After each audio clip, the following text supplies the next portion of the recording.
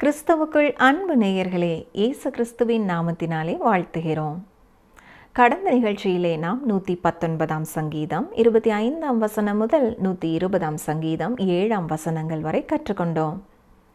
அந்த பாடத்திலே நமது ஆத்துமா உலகத்திற்கு நேராக இழுக்கப்படும் போது எப்படி நாம் அதை மேற்கொள்ள முடியும் என்று கற்றுக்கொண்டோம். இன்று நாம் 121ஆம் சங்கீதம் முதல் 126ஆம் சங்கீதம் வரை கற்றுக்கொள்ள இருக்கிறோம். இந்த பாடத்திலே இதோ இஸ்ரவேலை காக்கிறவர் உறங்குவதும் இல்லை, தூங்குகிறதும் இல்லை.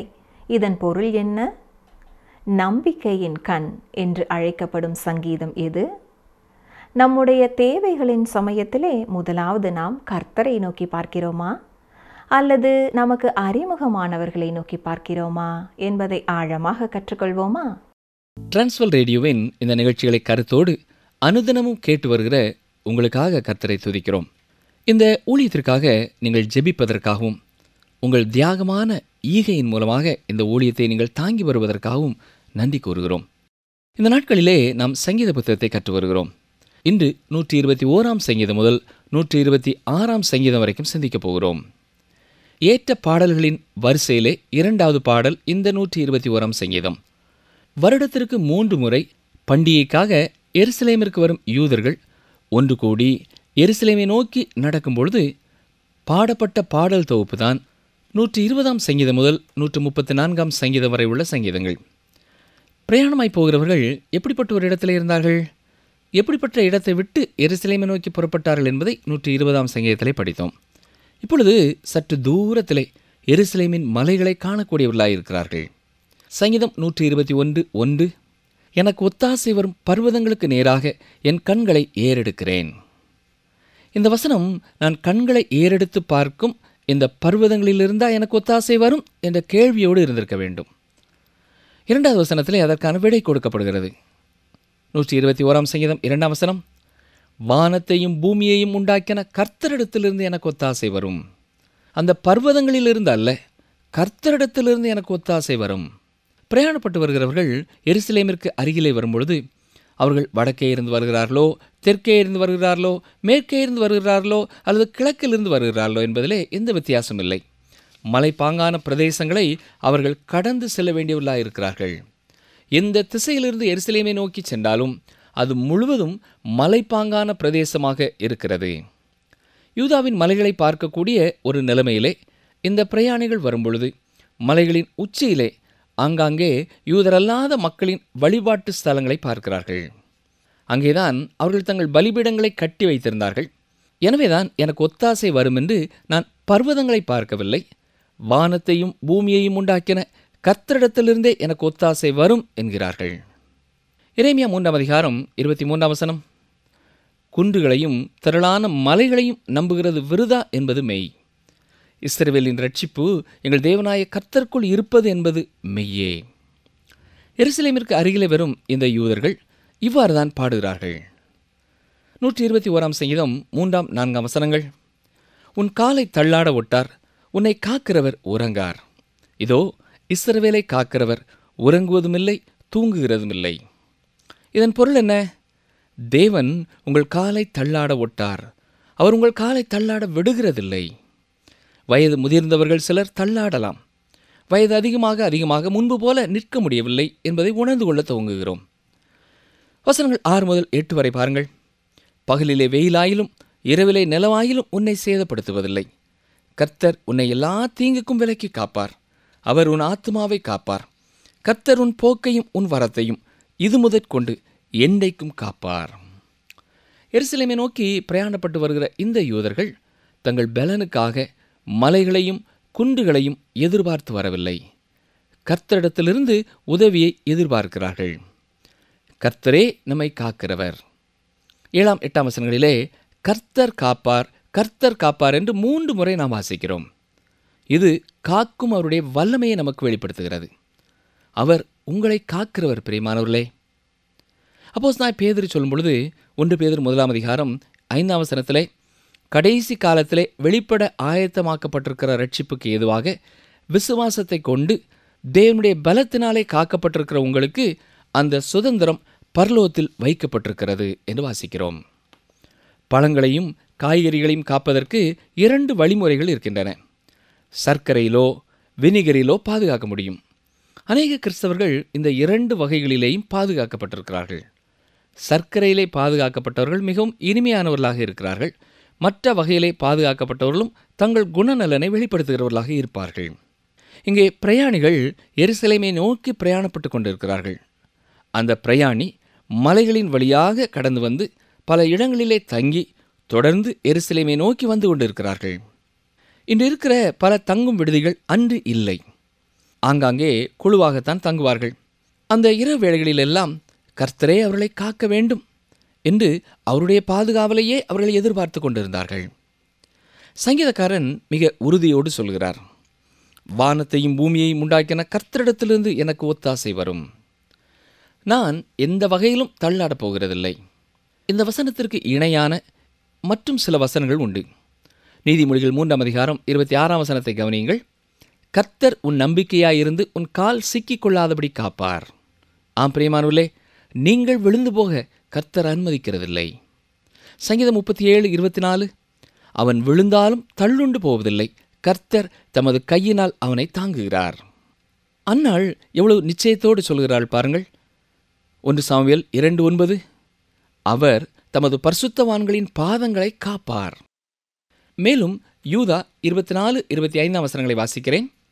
வழுவாதபடி உங்களை காக்கவும் தமது மகிமையுள்ள சன்னிதானத்திலே மிகுந்த மகிழ்ச்சியோടെ உங்களை மாசற்றவர்களாய் நிறுத்தவும் வல்லமை உள்ளவரும் தாம் ஒருவரே ஞானமுள்ளவருமாகிய நம்முடைய இரட்சகரான தேவனுக்கு கனமும் மகத்துவமும் வல்லமையும் அதிகாரமும் இப்பொழுதும் எப்பொழுதும் உண்டாவதாக. ஆமேன். ஆம், கர்த்தர் நம்மை காக்க வல்லவர். அன்று அவர் இஸ்ரவேலை காத்தவர். இன்றும் இஸ்ரவேலை காக்கிறவர், நம்மையும் அவர் காக்கிறவர். நன்றாக கவனித்தீர்களா? பகலிலும் இரவிலும் அவர் நம்மை காக்கிறவர். அவர் உறங்குகிறதும் இல்லை, தூங்குகிறதும் இல்லை. அவர் ஒரு வித்தியாசமான தேசத்திலே இரவிலே தூங்கிக் கொண்டு இருந்தாலும் தேவன் தூங்காமல் விழித்து பாதுகாக்கிறார். பகலிலே வெயிலோ இரவிலே நிழலோ சேதப்படுத்துவதில்லை. சில காலகட்டங்களிலே சூரியனின் வெப்பம் அதிகமாயிருந்தாலும் அவர்கள் பிரயாணத்தை நிறுத்தவில்லை. அவர்கள் பிரயாணப்பட்டார்கள். அப்படிப்பட்ட வெயிலின் மத்தியிலேயும் ஆண்டவர் அவர்களை பாதுகாப்பேன் என்கிறார். இன்றைக்கும் எத்தனையோ ஜனங்கள், நம்முடைய நேயர்களிலே அநேகர் பகலிலே வெயிலிலே நாள் முழுவதும் நின்று பணி செய்கிறார்கள். கர்த்தரே அவர்களையும் காத்துக்கொள்கிறார். இரவிலே நிலவு சேதப்படுத்துவதில்லை என்று சொல்வதையும் நாம் புரிந்து கொள்ள வேண்டும். லூனாட்டிக் என்று சொல்லப்படுகிற வார்த்தை சந்திரனுக்காக லத்தீன் வார்த்தையிலிருந்து வந்தது. இந்த லத்தீன் வார்த்தை லூனா என்பது. பொதுவாக நம்பப்படுகிற நம்பிக்கை என்னவென்றால் சந்திரனின் ஒளி மனிதனுடைய மனதை பாதிக்கிறதா இருக்கிறது என்று சொல்லப்படுகிறது. ஆனால் கர்த்தர் உங்களை காக்க வல்லவர் பிரியமானவர்களே. பகலிலே வெயிலாயிலும் இரவிலே நிலவாகிலும் உங்களை சேதப்படுத்தாதபடி ஆண்டவர் உங்களை பாதுகாத்துக் கொள்வார். உங்கள் போக்கையும் உங்கள் வரத்தையும் அவர் இது முதற்கொண்டு என்றென்றைக்கும் காக்க வல்லவராயிருக்கிறார். நாம் செய்ய வேண்டியது, எங்கே புறப்பட்டு போனாலும் எங்கிருந்து புறப்பட்டு வந்தாலும் நம்மை அவரின் பாதுகாவலின் செட்டியின் கீழே ஒப்பு கொடுத்து கடந்து செல்ல கடமைப்பட்டவர்களாக இருக்கிறோம். அவர் நம்மை பத்திரமாக காத்துக்கொண்டு வரும்பொழுது நேரமெடுத்து அவருக்கு நன்றி செலுத்த அறிவுள்ளவர்களாக இருக்க வேண்டும். இப்பொழுது 122ஆம் சங்கீதத்தை பார்ப்போம். இப்பொழுது எருசலேமிற்கு மிக சமீபத்திலே அந்த பிரயாணி வந்து விடுகிறார். ஏற்ற பாடலிலே அல்லது ஆரோகண கீதத்திலே 3வது பாடல் இது. ஒரு காலத்திலே தனக்கு சாதகமாயிராத ஒரு சூழலிலே வாழ்ந்து கொண்டிருந்தவர், அவரை குறித்து குறைவாக பேசிய ஒரு சூழலிலே இருந்தவர், பொய் சொல்லிக் கொண்டு இருந்தவர்கள் மத்தியிலே இருந்தவர். அதை விட்டு குடும்பத்தையும் கூட்டிக் கொண்டு எருசலேமை நோக்கி பிரயாணப்படுகிறார். எதற்கு? யூதர்களின் ஒரு பண்டிகையை கொண்டாடுவதற்காக. 121ஆம் சங்கீதத்திலே நாம் வாசிக்கும் பொழுது யூதாவின் மலைப்பிரதேசத்தை காணக்கூடியவர்களாக வந்து கொண்டிருந்தார்கள். தொடர்ந்து அப்படி பிரயாணப்பட்டு வரும்பொழுது இவ்வளவு அருமையான எருசலேம் பட்டணத்தை மிக அருகிலேயே காணக்கூடியவர்களாய் வந்து விட்டார்கள். 122ஆம் சங்கீதம் முதல் 4 வசனங்களை பாருங்கள். கர்த்தருடைய ஆலயத்திற்கு போவோம் வாருங்கள் என்று எனக்கு அவர்கள் சொன்னபோது மகிழ்ச்சியாயிருந்தேன். எருசலேமே, உன் வாசல்களில் எங்கள் கால்கள் நிற்கலாயிற்று. எருசலேம் இசைவினைப்பான நகரமாய் கட்டப்பட்டிருக்கிறது. அங்கே இஸ்ரவேலுக்கு சாட்சியாக கர்த்தருடைய ஜனங்களாகிய கோத்திரங்கள் கர்த்தரின் நாமத்தை ஸ்தோத்தரிப்பதற்கு போகும். எருசலேமை நோக்கி பிரயாணப்படுகிறவர்கள் பிரயாணத்தின் களைப்பினாலே எருசலேமின் வாசலிலே வந்து நிற்கிறார்கள். தேவாலயத்தை ஏறிட்டு பார்க்கிறார்கள். பிரகாசமான சூரிய ஒளியிலே அது பிரகாசித்துக் கொண்டிருக்கிறது. அவர்கள் உதடுகளிலிருந்து உற்சாகமான பாடல் குரல் வருகிறது. கர்த்தருடைய ஆலயத்திற்கு போவோம் வாருங்கள்.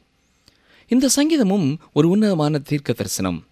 1000 வருட அரசாட்சியின் காலத்திலே எல்லா கோத்திரங்களும் எருசலேமிற்கு வந்து தேவனை தொழுது கொள்ள ஒன்று கூடும் அனுபவத்தை குறித்து இது பேசுகிறது.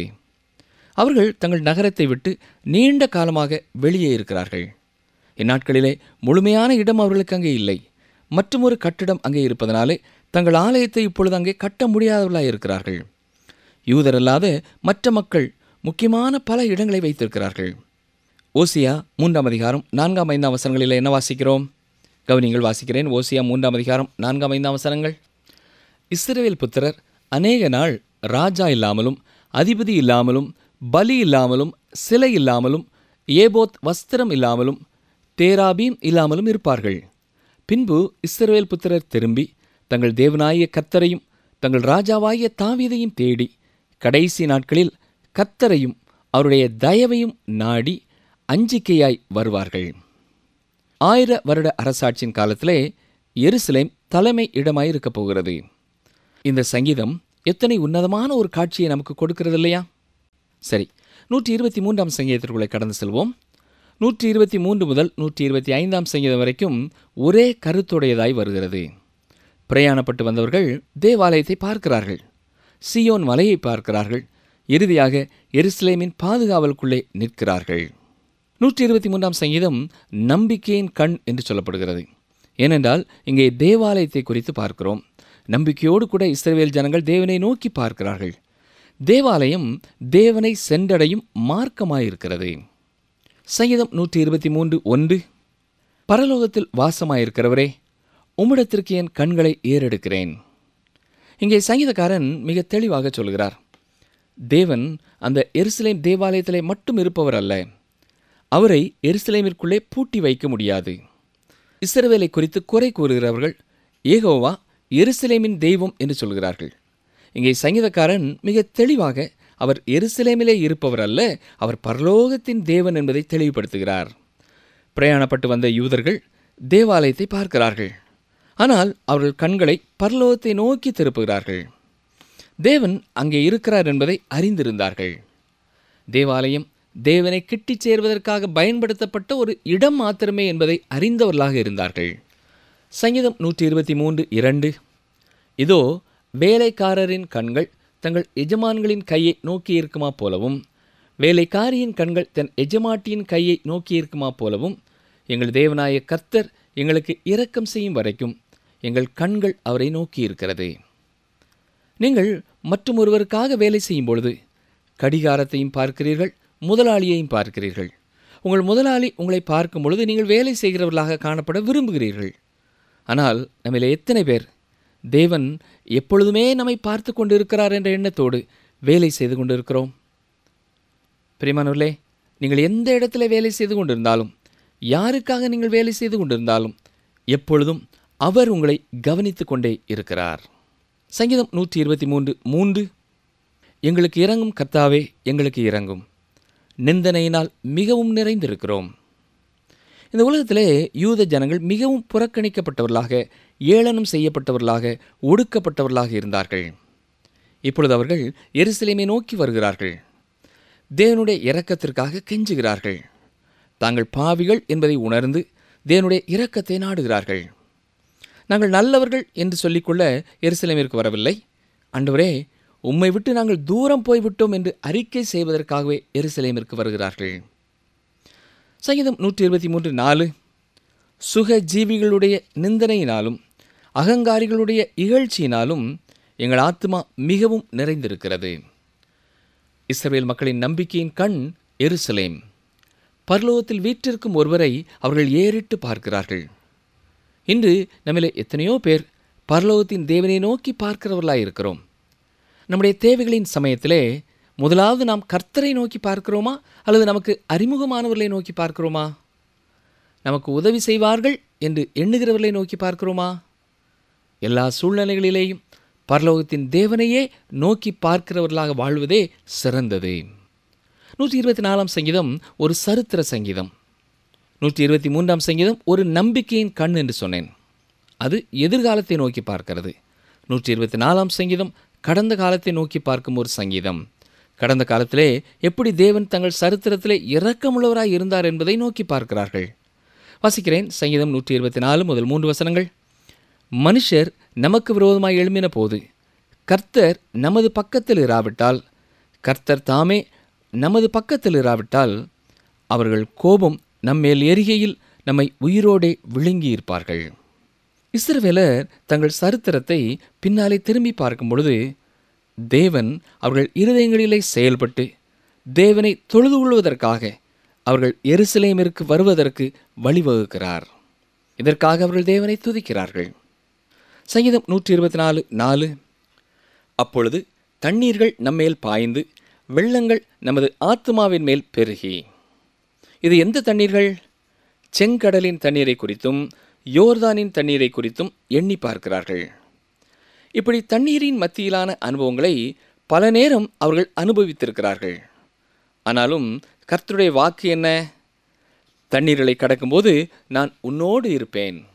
அருமையான சகோதரனை சகோதரியே, இன்று நீங்கள் ஆழமான தண்ணீரை கடந்து வந்து கொண்டிருக்கிறீர்களா? கர்த்தர் உங்களோடு கூட இருக்கிறார்.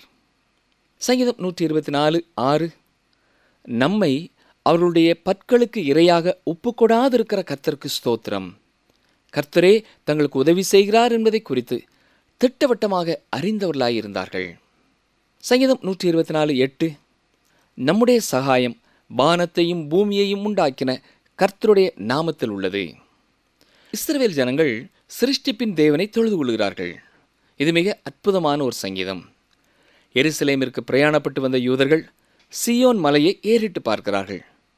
எதிர்காலத்தை குறித்து உற்சாகம் அடைகிறார்கள். இதைத்தான் 125ஆம் சங்கீதத்திலே பார்க்கிறோம். இந்த சங்கீதம் இன்றைக்கும் நமக்கும் உற்சாகம் தரும் ஒரு சங்கீதமாக இருக்கிறது. பிலிப்பியர் 1ஆம் அதிகாரம் 5ஆம் வசனத்தை பார்ப்போம் என்றால், உங்களில் நற்கிரியையை தொடங்கினவர் அதை இயேசு கிறிஸ்துவின் நாள் பரியந்தம் முடிய நடத்தி வருவார் என்று நம்பி. ஆம் பிரியமானவர்களே, உங்களை ரட்சிப்பின் நிச்சயத்திற்குள்ளே கொண்டு வந்த அவர், உங்களை பரிசுத்தத்தின் மேல் பரிசுத்தம் அடைய உதவி செய்கிற அவர் நித்தியம் வரைக்கும் நிச்சயமாய் உங்களை காத்துக்கொள்வார். இது நம்பிக்கையோடு பாடும் ஒரு சங்கீதமாயிருக்கிறது. சங்கீதம் 125:1. கர்த்தரை நம்புகிறவர்கள் என்றென்றைக்கும் அசையாமல் நிலைத்திருக்கும் சீயோன் பர்வதத்தைப் போல் இருப்பார்கள். பல்வேறு இடங்களிலிருந்து இந்த யூத ஜனங்கள் கடந்து வந்திருக்கிறார்கள். தூரத்திலே வரும்பொழுது யூதேயாவின் மலைப்பகுதிகளை பார்த்தார்கள். இன்னும் சற்று அருகிலே வந்தபொழுது எருசலேமில் இருந்த மலைகளை கவனித்தார்கள். இப்பொழுது சீயோன் மலையை பார்க்கிறார்கள். எருசலேமை மிக தெளிவாய் பார்க்கக்கூடியவர்களாய் நிற்கிறார்கள். சங்கீதம் 125:2. பர்வதங்கள் எருசலேமை சுற்றிலும் இருக்குமா போல் கர்த்தர் இது முதல் என்றென்றைக்கும் தம்முடைய ஜனத்தை சுற்றிலும் இருக்கிறார். மிக அருமையான நம்பிக்கையின் சங்கீதம் இது. யார் யார் கர்த்தரை நம்பியிருக்கிறார்களோ அவர்கள் அசையாமல் நிலைத்திருக்கும் சீயோன் பர்வதத்தை போல் இருப்பார்கள். ஏனென்றால் கர்த்தர் என்றென்றைக்கும் தம்முடைய பிள்ளைகளோடு இருக்கிறார். சங்கீதம் 126 பார்ப்போம்.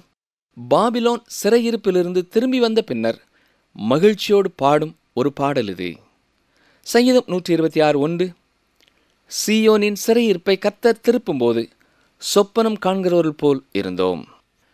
எருசலேமிற்கு தாங்கள் திரும்பி வருகிறோம் என்பதை அவர்கள் எண்ணி பார்க்கும் பொழுது அந்த சூழ்நிலையை அவர்களாலேயே நம்ப முடியவில்லை.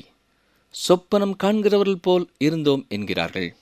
சங்கீதம் 126:2. அப்பொழுது நம்முடைய வாய் நகைப்பினாலும் நம்முடைய நாவு ஆனந்த சத்தத்தினாலும் நிறைந்திருந்தது. அப்பொழுது கர்த்தர் இவர்களுக்கு பெரிய காரியங்களை செய்தார் என்று புற ஜாதிகளுக்குள்ளே சொல்லிக் கொண்டார்கள். இப்பொழுது அவர்கள் உலகத்திற்கு ஒரு சாட்சி பகர விரும்புகிறார்கள். சங்கீதம் 126:3. கர்த்தர் நமக்கு பெரிய காரியங்களை செய்தார், இது நிமித்தம் நாம் மகிழ்ந்திருக்கிறோம்.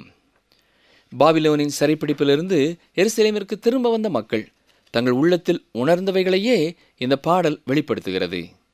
அது மட்டுமல்ல, இயேசு கிறிஸ்து மீண்டும் வரும்பொழுது மேசியா தங்கள் தேசத்தை ஒருங்கிணைப்பதை குறித்து எதிர்நோக்கி அவர்கள் பாடும் ஒரு சங்கீதமாகவும் இருக்கிறது. சங்கீதம் 126:4 முதல் 6 வரை வாசிக்கிறேன். கர்த்தாவே, தெற்கத்தி வெள்ளங்களை திருப்புவது போல எங்கள் சிறையிருப்பை திருப்பும். கண்ணீரோடே விதைக்கிறவர்கள் கெம்பீரத்தோடே அறுப்பார்கள். அள்ளி தூவும் விதையை சுமக்கிறவன் அழுது கொண்டு போகிறான். ஆனாலும் தான் அறுத்த அரிகளை சுமந்து கொண்டு கெம்பீரத்தோடே திரும்பி வருவான். இந்த தீர்க்க தரிசன சங்கீதம் மிக அழகாய் நிறைவடைகிறது. இயேசு கிறிஸ்து முதல் முறை வந்து தாழ்மையின் கோலம் எடுத்து கண்ணீரோடு விதைத்த விதையை எண்ணி பார்க்க வேண்டும். அந்தரங்கத்திலே அவர் சிந்திய கண்ணீரை பிதாவாகிய தேவன் ஒருவரே அறிந்திருக்கிறார். இது நமக்கும் மிக பொருத்தமான ஒரு வசனமாய் இருக்கிறது. இந்த காலங்களிலே நாமும் கண்ணீரோடும் ஜெபத்தோடும் கர்த்தருடைய வார்த்தைகளை விதைப்போம். நாம் தளர்ந்து போகாதிருந்தால் ஏற்ற காலத்திலே அறுப்போம். இன்று நாம் கற்றுக்கொண்ட சங்கீதங்கள் நமக்கு கற்றுத்தரும் சத்தியம் என்ன? எந்த ஒரு தேவாலயத்திலும் எந்த ஒரு ஊரிலும் நமக்கு நம்பிக்கை இல்லாமல் நம்முடைய கண்களை வானத்தையும் பூமியையும் உண்டாக்கின கர்த்தரை நோக்கி திருப்புவோம். அவரிடத்திலிருந்தே நமக்கு ஒத்தாசை வரும். அவர் நம்மை பகலிலே காக்கிறவர், இரவிலே காக்கிறவர், பிரயாணத்திலே காக்கிறவர், எல்லாவற்றிற்கும் மேலாக நம்முடைய ஆத்மாவை காக்கிறவர். அப்படிப்பட்ட ஒரு ஆண்டவரை அறிந்திருப்பதற்காக நாம் அவரை துதிப்போமா? எந்த கர்த்தருடைய ஆலயத்திற்கு நாம் கடந்து சென்றாலும் பரலோகத்தின் தேவன் மேலே நம்பிக்கை உள்ளவர்களாக அவரிடத்திலேயே நமக்கு தேவையான இரக்கத்திற்காக நாம் காத்திருக்கலாம். நம்முடைய சூழ்நிலைகளை அவர் அறிந்திருக்கிறார். நாம் படும் வேதனைகளையும் நிந்தனைகளையும் அவர் அறிந்திருக்கிறார். கர்த்தர் நம் பக்கத்தில் இருக்கிறபடியால் அவருடைய அனுமதி இல்லாமல் யாரும் நம்மை தொட முடியாது. கர்த்தர் நம்மை எல்லா நேரங்களிலேயும் காத்து கொள்கிறபடியால் அவரை ஸ்தோத்தரிப்போம். கர்த்தர் நம்முடைய வாழ்க்கையிலேயும் எத்தனையோ பெரிய காரியங்களை செய்திருக்கிறார். இதை நாம் மற்றவர்களுக்கு அறிவிக்கிறவர்களாக இருக்கிறோமா? அதை குறித்து மகிழ்ந்து அவருக்கு ஸ்தோத்திரம் செலுத்துகிறோமா? இந்த காலங்களிலே கர்த்தருடைய வார்த்தையை நாம் கண்ணீரோடே விதைப்போம். அதன் மூலமாய் அநேக ஆத்துமாக்களை கர்த்தர் நமக்கு தருவாராக. ஜெபம் செய்வோம். எங்களை நேசிக்கிறீங்கள் அன்பின் ஆண்டவரே, இந்த அருமையான ஆரோகண கீதங்களுக்காக உமக்கு ஸ்தோத்திரம் செலுத்துகிறோம். எங்கள் வாழ்க்கையின் எல்லா சூழ்நிலைகளிலேயும் பரலோகத்தின் தேவனாகிய வானத்தையும் பூமியையும் உண்டாக்கின தேவனாகிய உம்மை நோக்கியே நாங்கள் பார்க்கவும், உம்முடைய பாதுகாவலையும் உம்முடைய வழிநடத்துதலையும் பெற்றுக்கொள்ளவும் எங்களுக்கு கிருபை செய்யும். நீர் செய்த நன்மைகளை, நீர் செய்த பெரிய காரியங்களை நாங்கள் அடக்கி வைக்காமல் அனைவருக்கும் அறிவிக்க எங்களுக்கு பலன் தாரும். உம்முடைய வார்த்தைகளை விதைக்க வேண்டிய நாட்களிலே கருத்தோடும் ஜெபத்தோடும் அதை விதைக்க நீர் எங்களை பரிசுத்தப்படுத்தும். இயேசுவின் நல்ல நாமத்தினாலே வேண்டிக் கொள்கிறோம் பிதாவே, ஆமேன். அன்பர்களே, இந்த நாளிலும் நாம் கற்றுக்கொண்டது என்ன? இஸ்ரவேல் மக்களின் நம்பிக்கையின் கண் பரலோகத்தில் வீற்றிருக்கும் ஒருவரை ஏறிட்டு பார்த்து கொண்டு இருக்கிறது. இன்று நாம் நம்முடைய எல்லா சூழ்நிலைகளிலேயும் பரலோகத்தின் தேவனையே நோக்கி பார்க்கிறவர்களாக வாழ்வதே சிறந்தது. அன்பர்களே, நீங்கள் எந்த இடத்திலே வேலை செய்து கொண்டிருந்தாலும், யாருக்காக நீங்கள் வேலை செய்து கொண்டிருந்தாலும், எப்பொழுதும் அவர் உங்களை கவனித்து கொண்டே இருக்கிறார்.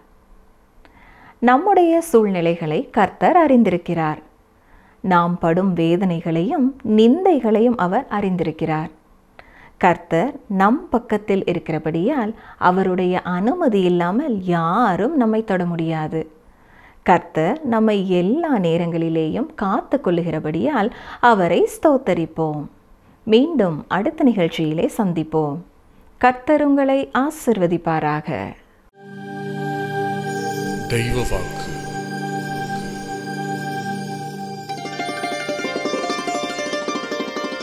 கர்த்தரை தங்களுக்கு தெய்வமாக கொண்ட ஜாதியும் அவர் தமக்கு சுதந்திரமாக தெரிந்து கொண்ட ஜனமும் பாக்கியமுள்ளது.